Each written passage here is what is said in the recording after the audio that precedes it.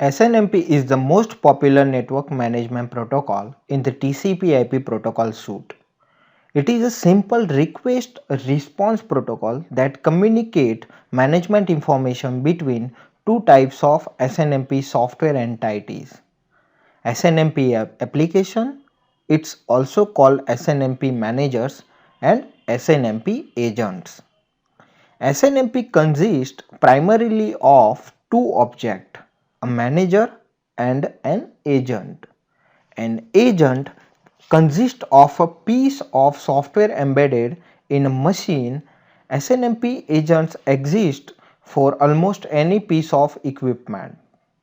However, the installed agent doesn't do anything for the machine until queried by the manager. This is a separate program that a network manager runs on their own computer that queries the agent across the network for information. SNMP lets TCP/IP based network management clients uses TCP/IP based internetwork to exchange information about the configuration and status of nodes. For security reasons, the SNMP agent validates each request from an SNMP manager before responding to the request by verifying that the manager belongs to an SNMP community with access privilege to the agent.